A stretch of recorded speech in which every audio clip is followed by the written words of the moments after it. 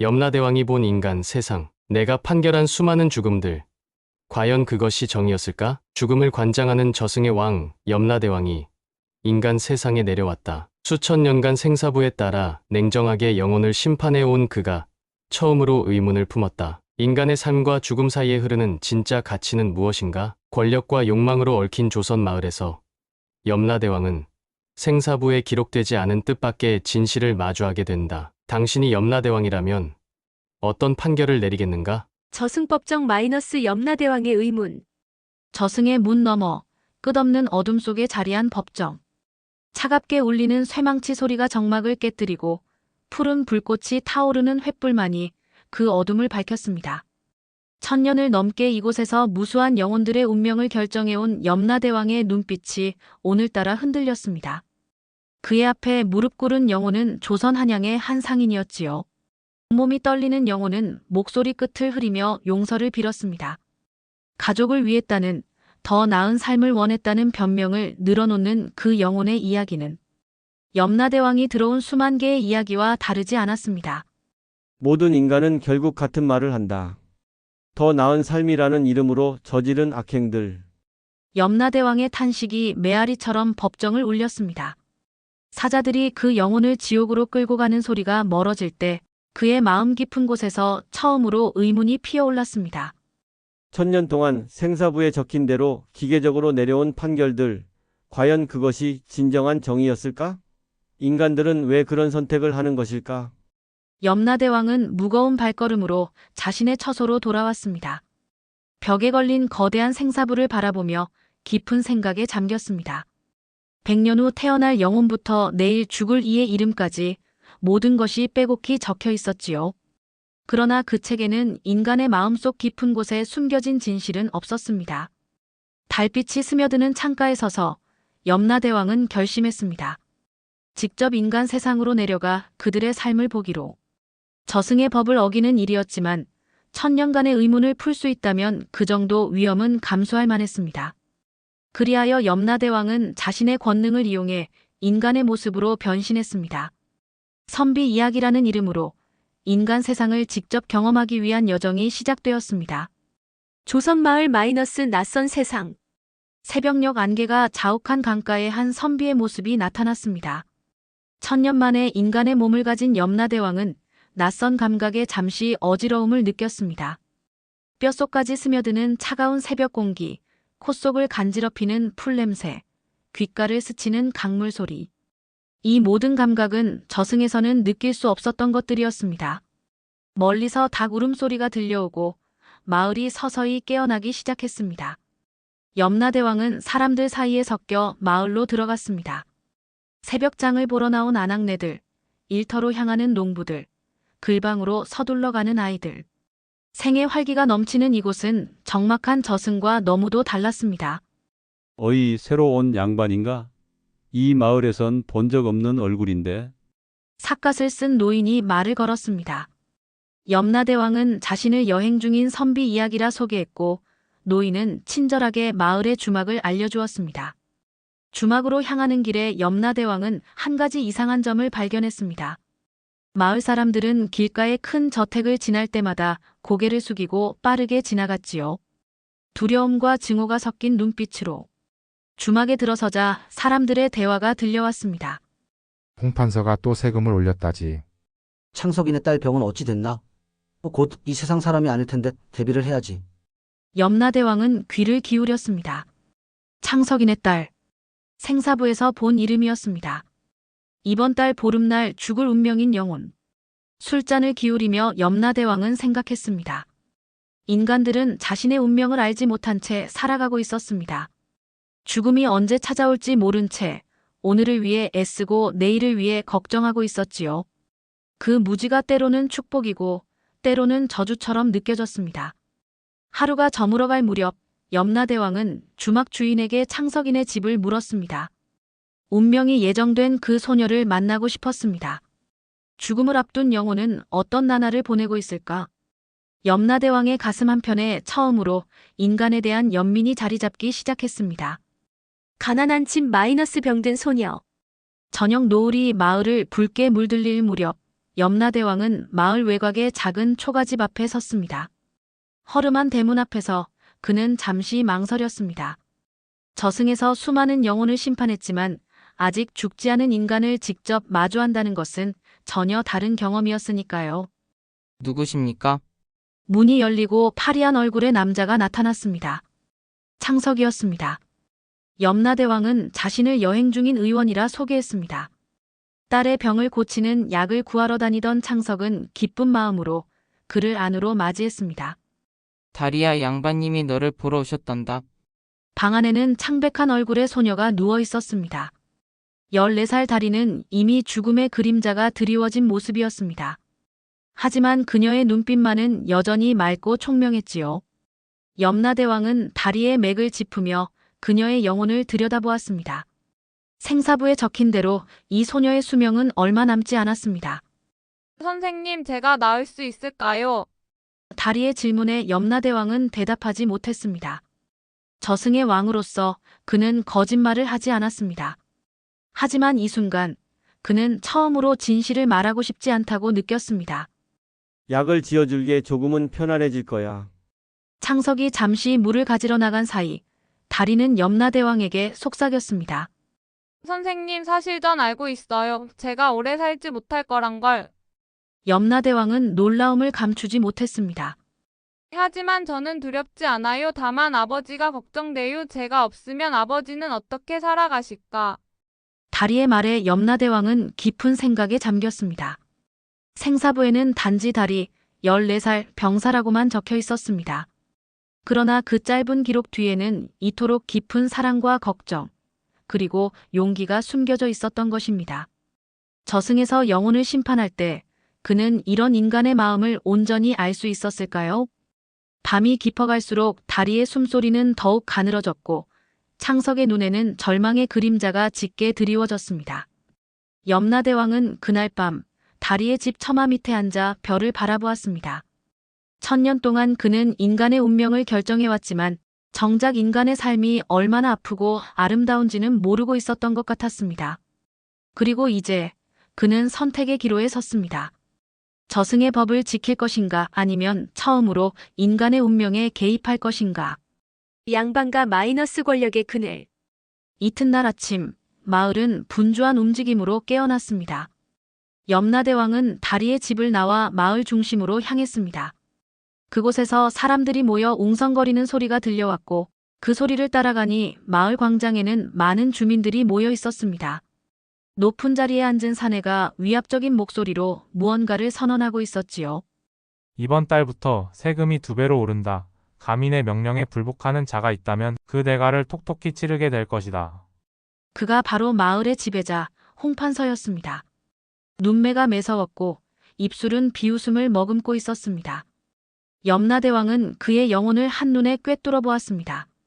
탐욕과 교만으로 가득 찬 영혼, 생사부에는 그가 5년 후 도구로 죽을 운명이라고 적혀 있었습니다. 사람들은 두려움에 떨며 고개를 숙였지만 한 농부가 용기를 내어 일어났습니다. 판서님, 우리는 이미 먹을 것도 부족한데 어떻게 더 많은 세금을 낼 수 있겠습니까? 조금만 더 기다려 주십시오. 홍판서의 얼굴이 험악하게 일그러졌고 그의 명령 한마디에 하인들이 그 농부를 끌고 갔습니다. 염라대왕은 눈을 감았습니다. 인간 세상의 불의를 직접 목격하는 것은 생사부에 기록된 죄목을 읽는 것과는 전혀 달랐습니다. 그의 가슴 속에서는 분노가 일었지만 저승의 법은 명확했습니다. 인간의 일에 간섭하지 말 것. 홍판서의 저택으로 향하는 길에 염라대왕은 다리의 아버지 창석을 마주쳤습니다. 창석의 얼굴은 전날보다 더욱 핏기가 없었고 그의 손에는 약초를 담은 주머니가 들려 있었습니다. 어디 가시는 길입니까? 염라대왕이 물었습니다. 홍판서 댁에 가는 길입니다. 딸아이 약값을 빌리러요. 창석의 목소리에는 비참함이 묻어났습니다. 작년에도 빌렸는데 이자가 너무 많이 붙어서 갚을 수가 없어요. 그래도 다리를 살리고 싶습니다. 염라대왕은 창석과 함께 홍판서의 저택으로 향했습니다. 웅장한 대문 앞에서 하인들이 그들을 막아섰지만 염라대왕이 의원이라고 하자 마지못해 안으로 들였습니다. 안채에서는 호화로운 연회가 벌어지고 있었고 홍판서는 비단 옷을 입은 기생들에게 둘러싸여 술을 마시고 있었습니다. 그래, 무슨 일이냐?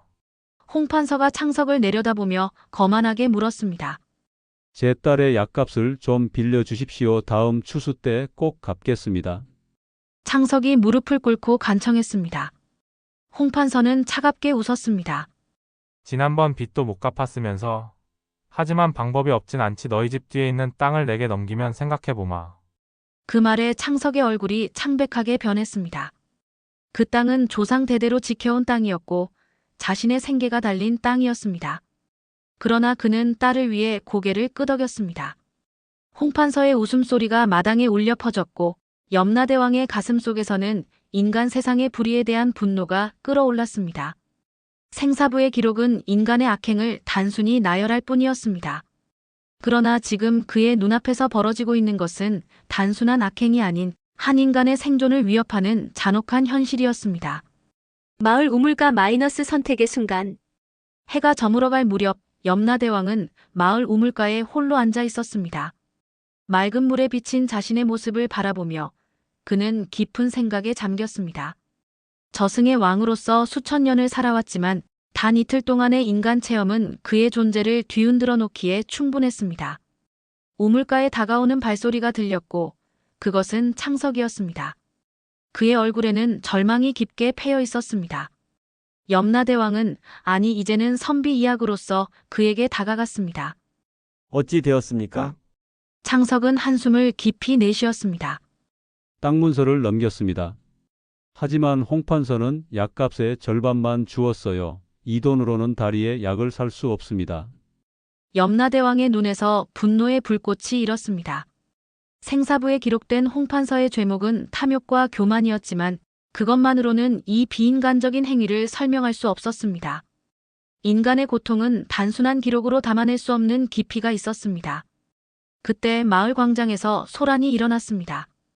두 사람이 달려가 보니 홍판서의 아들이 말을 타고 사람들을 밀치며 지나가는 중이었습니다.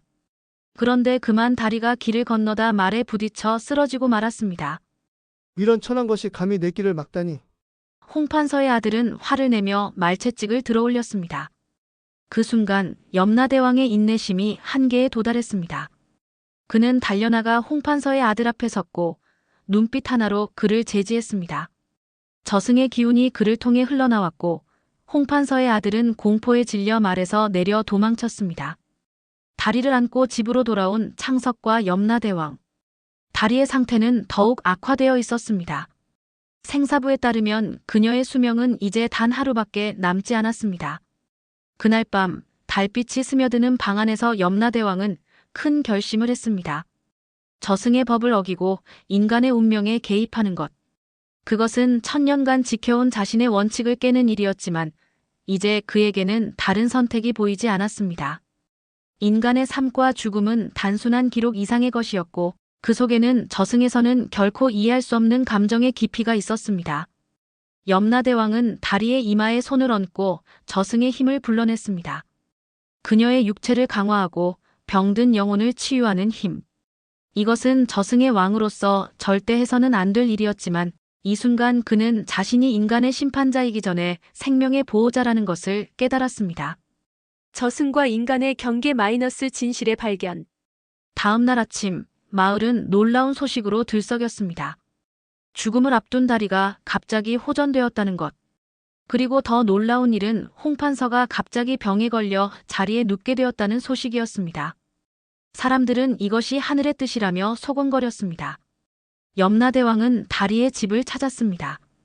창석의 얼굴에는 기쁨의 눈물이 흐르고 있었고 다리는 창백했지만 건강을 되찾기 시작한 모습이었습니다. 선생님 덕분입니다. 정말 감사합니다. 창석이 그의 손을 잡고 말했습니다. 다리는 미소를 지으며 염라대왕을 바라보았습니다. 선생님, 꿈에서 봤어요. 선생님이 저에게 빛을 주시는 모습을. 선생님은 보통 분이 아니시죠? 염라대왕은 놀랐지만 미소로 답했습니다. 인간의 영혼은 생각보다 훨씬 깊이 볼 수 있었던 것입니다. 그러나 그의 기쁨은 오래가지 못했습니다. 저승에서 온 사자가 그를 찾아왔기 때문입니다. 인간의 눈에는 보이지 않는 모습으로 사자는 엄중한 목소리로 말했습니다. 대왕님, 저승의 법을 어기셨습니다. 생사부의 기록을 바꾸신 것은 천년 역사상 처음 있는 일입니다. 즉시 저승으로 돌아가 심판을 받으셔야 합니다. 염라대왕은 고개를 끄덕였습니다. 그는 이미 결과를 각오하고 있었습니다. 다리와 창석에게 작별을 고하며 그는 마지막으로 인간 세상을 둘러보았습니다. 그가 머물렀던 짧은 시간 동안 이 세상은 그에게 수천 년 저승에서 배울 수 없었던 것들을 가르쳐 주었습니다. 저승으로 돌아온 염라대왕은 최고 신의 심판대 앞에 섰습니다. 엄중한 분위기 속에서 그는 자신의 행동을 설명했습니다. 1000년 동안 저는 생사부에 따라 기계적으로 영혼을 심판했습니다. 하지만 인간 세상에서 저는 깨달았습니다. 영혼의 가치는 단순한 선악의 기록으로 측정될 수 없다는 것을. 인간의 삶과 죽음 사이에는 생사부에 담을 수 없는 무한한 사랑과 희생, 용기와 연민이 있습니다. 침묵이 흐른 후 최고 신이 말했습니다. 그대는 저승의 법을 어겼소. 그러나 그대가 발견한 진실은 저승의 법보다 더 오래된 것이오. 인간 세상의 진실을 알게 된 그대는 이제 더 나은 심판자가 될 것이오. 그날 이후 염라대왕의 심판은 달라졌습니다. 그는 단순히 생사부의 기록을 따르지 않고 각 영혼이 살아온 삶의 맥락과 감정, 선택의 순간들을 깊이 들여다보기 시작했습니다. 가끔은 창석과 다리를 생각하며 그는 미소 지었습니다. 그들 덕분에 1000년 된 저승의 왕도 마침내 인간 세상의 진정한 가치를 배울 수 있었으니까요. 여러분, 오늘 들으신 염라대왕이 본 인간 세상의 진실은 어떠셨나요? 저승의 냉정한 심판자가 인간 세상에서 발견한 사랑과 희생, 용기의 가치에 대한 이야기였습니다. 우리의 삶도 때로는 기록되지 않은 진실과 감정으로 가득 차 있지 않을까요? 여러분의 하루하루가 만들어가는 이야기는 어떤 가치를 담고 있나요? 구독과 좋아요, 알림 설정 부탁드립니다. 여러분의 소중한 댓글도 기다리고 있을게요. 함께 해주셔서 감사합니다.